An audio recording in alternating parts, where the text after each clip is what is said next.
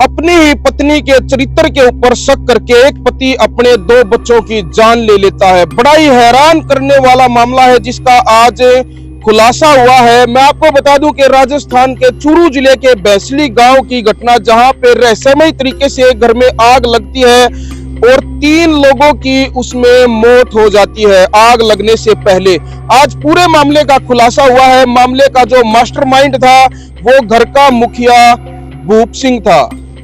जी हाँ, भूप सिंह।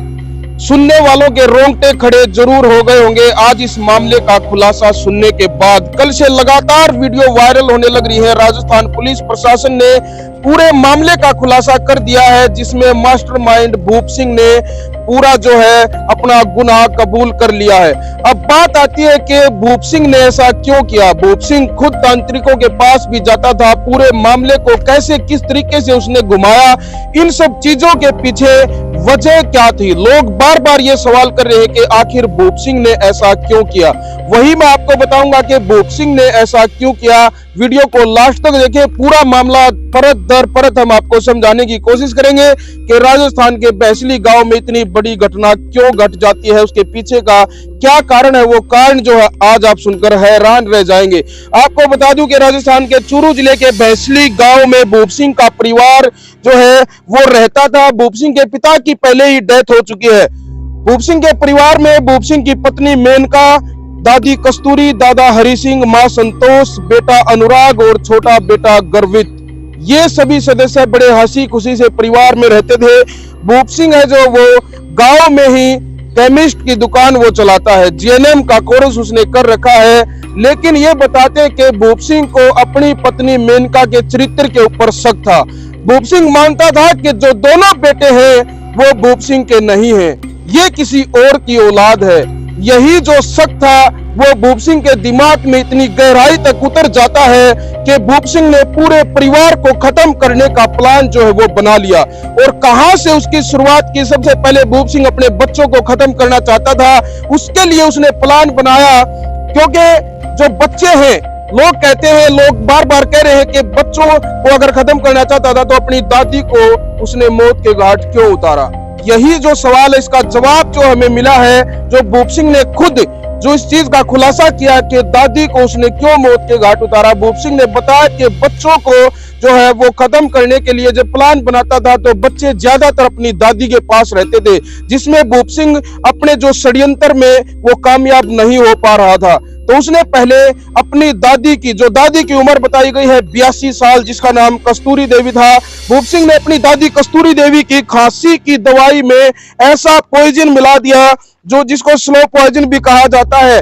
जो सामने जो रिपोर्ट में जो सामने आया है, 31 जनवरी की शाम को भूप सिंह ने अपनी दादी कस्तूरी देवी की खांसी की दवाई में जहर मिला दिया। उसके बाद 1 फरवरी को सुबह दादी कस्तूरी देवी को उल्टी लगती है। उसके बाद दादी की मौत हो जाती है। लोग इसको सोचते हैं कि दादी बुजुर्ग थी, वैसे ही उसकी जो है मौत प्राकृतिक तरीके से उसकी मौत हो गई है। उसका अंतिम संस्कार कर दिया जाता है। उसके बाद जो है भूप सिंह अपना दूसरा शिकार तलाश करता है। दूसरा शिकार बनता है भूप सिंह का छोटा बेटा गर्वित, जिसकी उम्र मात्र 4 वर्ष थी। उसके बाद भूप सिंह ने ठीक 13 दिन के बाद, दादी की 13वीं होने के बाद, भूप सिंह ने अपने छोटे बेटे को शिकार बनाया। उसी तरह से उसने अपने बेटे को किसी भी तरह से खाने में वो जहर मिला दिया और अगले दिन सुबह सुबह गर्वित को भी उल्टियां होने लग जाती है। हॉस्पिटल जब उसको ले जा रहे थे तो रास्ते में उसने दम तोड़ दिया। ये रिपोर्ट के अनुसार जो है हमारे सामने आया है। छोटे बेटे गर्वित की भी मौत हो जाती है। लोगों ने सोचा कि ये भी प्राकृतिक तरीके से हुआ है। अब मात्र 4 वर्ष की आयु थी गर्वित की, तो अपने हिंदू समाज में जो बच्चे का अंतिम संस्कार करते हैं तो उसको जलाया नहीं जाता, उसको दफना दिया जाता है। 4 वर्ष के मासूम बेटे गर्वित को दफना दिया गया। उसके बाद जो है भूप सिंह फिर भी नहीं रुका। अब उसका शिकार था तीसरा, और तीसरा शिकार उसने बनाया अपने बड़े बेटे अनुराग को, जिसकी उम्र मात्र 9 वर्ष थी। उसको भी उसी तरह से ठीक 13 दिन के बाद, गर्वित की 13वीं होने के बाद, अपने दूसरे बेटे को भी इसी तरह से वो जहर पिला देता है। अगले दिन सुबह उसी तरीके से अनुराग को भी उल्टियां होती है। हॉस्पिटल में वो भी दम तोड़ देता है। अब बात ये आती है कि इतनी मौतें होने के बाद भी प्रशासन तक ये मामला क्यों नहीं पहुंचा, क्यों इन सभी शवों के पोस्टमार्टम जो है वो नहीं करवाए गए।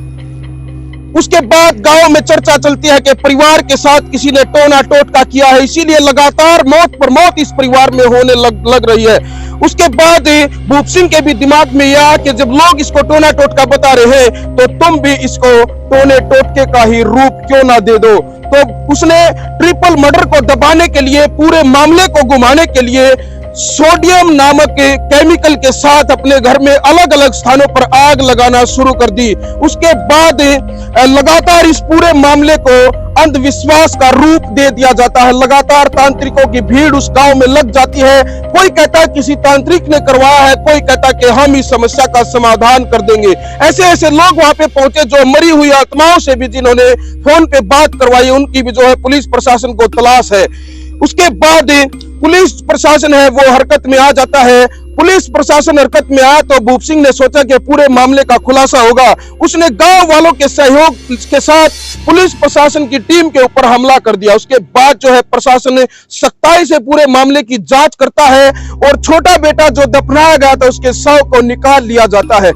एफएसएल की टीम वहां पे पहुंचती है। एफएसएल की टीम ने जहां भी आग लगी थी वहां से सारे साक्ष्य जुटाए और बच्चे का पोस्टमार्टम करवाया। उसके बाद दोनों रिपोर्ट सामने आई। एफएसएल की टीम में सोडियम नाम के केमिकल का खुलासा हो जाता है और बच्चे की पोस्टमार्टम रिपोर्ट में खुलासा होता है कि बच्चे को जहर दिया गया है। उसके बाद पुलिस की जो सुई है वो भूप सिंह की तरफ जो है घूमने लग जाती है, क्योंकि भूप सिंह को मेडिकल साइंस का जो है वो ज्ञान था, उसकी जानकारी थी, उसकी खुद की दुकान थी दवाइयों की। वो पहले भी जो है थोक में जो है दवाइयों का वो विक्रेता, सप्लायर वो रहा है। उसने इस फील्ड में काफी साल से लगातार वो काम वो करता आ रहा था। जीएनएम का कोर्स भी उसने किया हुआ था। उसके बाद जो है भूप सिंह को राउंड अप किया जाता है, पूरे परिवार के सदस्यों को उठा लिया जाता है। लगातार जो है प्रशासन उसके ऊपर दबाव बनाता है। सख्ताई से जब उसके साथ पूछताछ की जाती है तो भूप सिंह पूरे गुनाह को कबूल कर लेता है, पूरा गुनाह कबूल करता है। पूछताछ में जब उससे पूछा गया कि भूप सिंह का अगला टारगेट कौन था, अगला क्या करने वाला था, तो भूप सिंह ने बताया कि अगला टारगेट दादा हरि सिंह और पत्नी मेनका थी।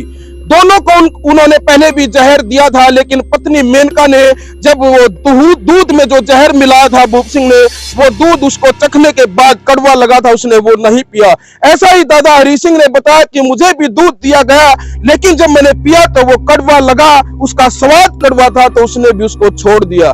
इस तरह से दो लोग बच जाते हैं और अगला जो टारगेट हो सकता है, ये अंदेशा लगाया जाता है कि जिस तरह से पूरे परिवार को खत्म करने की साजिश भूप सिंह ने रची थी, तो अगला टारगेट उसकी मां संतोष देवी भी हो सकती थी। किस तरह से आप देख सकते हैं कि एक शक ने, एक व्यक्ति के दिमाग में एक शक इतना गहराई तक घुस जाता है कि वो अपने बच्चों का, अपने माँ का, अपने दादा दादी का, अपनी पत्नी का, सबका जो है कत्ल करने का वो ठान लेता है और इसमें वो कामयाब भी होता है। 3 लोगों को मौत की नींद सुला देता है, बाकी लोगों की जो किस्मत अच्छी थी जो बच जाते हैं और इस पूरे मामले का खुलासा जो है वो हो चुका है। लगातार जो है लोग इसको अंधविश्वास भी बता रहे थे। जब तांत्रिक वहां पे जाते थे तो जो पढ़े लिखी जो जनरेशन है हमारी, वो ये कहती थी कि ये अंधविश्वास है। ये अंधविश्वास जो है वो लगातार इस परिवार के द्वारा फैलाया जा रहा है, लेकिन बहुत सारे लोग इसको तांत्रिक क्रिया का रूप जो इसको देने लग रहे थे कि ये तांत्रिकों ने करवाया और इसका समाधान जो है कोई तांत्रिक ही निकालेगा। तो इन सब जो चीजों के ऊपर जो है प्रशासन ने जो है अपनी कलम चलाई है और किस तरह से पूरी घटना का जो खुलासा जो प्रशासन ने किया है वो आज हम सबके सामने है। तो आप लोगों की क्या राय है? और भूप सिंह के लिए आप, अगर भूप सिंह ने अभी जो है पूरा मामला कोर्ट में चलेगा, उसके बाद जो है इसमें कौन जो है गवाह बनता है, किस तरह से जो है सजा भूप सिंह को मिलती है, ये आगे का विषय है। लेकिन आप लोग जो है भूप सिंह के लिए किस तरह की सजा की अपील करते हैं वो आप कमेंट बॉक्स में अपनी राय आप जरूर दें। आप जुड़े रहे हमारे साथ। इस मामले में कोई और भी बड़ी अपडेट अगर सामने आती है वो भी हम आप लोगों तक पहुंचाने की कोशिश करेंगे। तब तक आप देखते रहे हरियाणा 1008। मैं लेता हूं इजाजत अपने सहयोगी सतीश कुमार के साथ। हरियाणा 1008 के लिए मैं दिनेश कुमार। जय हिंद, जय हरियाणा।